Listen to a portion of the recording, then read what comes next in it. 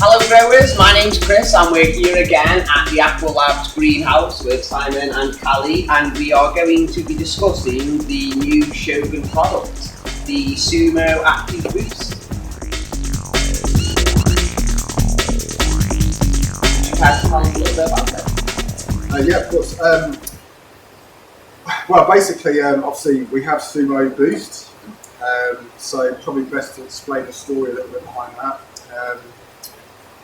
Obviously, we positioned it for kind of, hand watering, dilution in tanks, fertigation systems.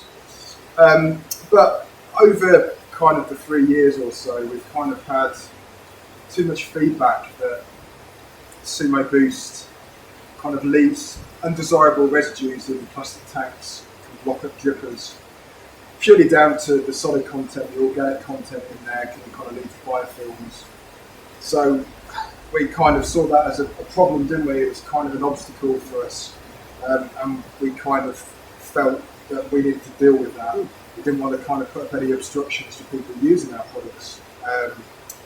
So basically what we started to do was we wanted to develop a Sumo Boost which was much more stable in active hydroponic systems and fertigation systems, where it would sit in tanks for maybe up to 2 weeks, where it wouldn't form any residues or it wouldn't block any drippers. So we went about trying to come up with a formulation that still had the same concentration of tricantanol in there and still had the same kind of profile of other stimulants that we talked about earlier that was in the rest of the Sumo Boost range. So it's the same as the original Boost, the same power, the same performance capabilities, just tailored for an active hydroponic system. Yeah, that's right. It's virtually, it's very much the same. So, you're not really going to see any different performance issues with it. The formulation process was a bit more challenging. We had to use some different emulsifiers to keep a nice stable solution. I mean, by stable solution, the actual concentrate. We can't separate out. It needs to remain in a continuous phase. So we had some formulation barriers to get through with that, but we're extremely happy with it now. It's actually a kind of a pinky smoothie looking liquid, no odour. But yeah, really happy. So what makes Sumo Active Boost different from the original Boost?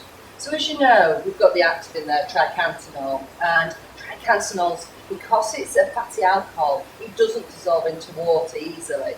So you've kind of got the top of milk forming, that the fatty that you get within milk rises to the top. And this is very similar with tricantanol. What you'll do is you'll get this separation out of the fattier kind of content coming to the top. We had to use a particular compound that would break down these two phases that were forming and allow that fatty top of the milk that contained all the tricantanol to be dispersed throughout the solution. So it kind of breaks those bonds, and you've got one continuous homogeneous phase occurring instead of these two phases which were formed before. Now, it took some time to actually do that because some of the compounds were causing that we would use normally to create these two phases together would create some massive foam issues. So we had to go through, systematically go through different ones, going, nope, that one's useless, next one, nope, that one's useless, next one. And there was some of them, if you'd have seen some of the experiments, it was like something off of, out of Dr. Goebbels' laboratory. It was just, there was foam everywhere. But we finally, after quite a bit of time and experimentation, put it in the oven, put it in the cold conditions, we found perfect emulsifier that allowed us to produce this beautiful, homogeneous pink solution you see today. So with the research into the temperature variations, that's going to work for storage as well as using it as an end product. So yeah, customers will know that after it's been stored in a warehouse or for however many days/weeks, it's still going to be good for them to use straight on. Yeah, absolutely. That's part of the product formulation process as well. Looking at low temperature storage, but also to ascertain shelf life. If you kind of put some of these liquids in an oven at 50 degrees C and leave it for a couple of months, it actually speeds up everything that would happen over a 2-year period on the shelf. So that is just part of the product development process. But yes, this product is really stable, will tolerate a wide variation of temperatures and warehouses. And with it being, with the addition of the emulsifier in, briefly on a previous video we talked about applying a metabolism booster via a foliar spray.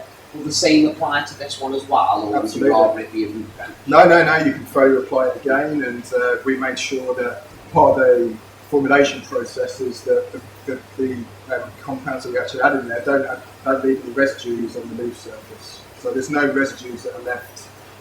You'll get good absorption in the plant. So no, literally it's very important that we made sure that the application rate was exactly the same as the current Sumo Boost.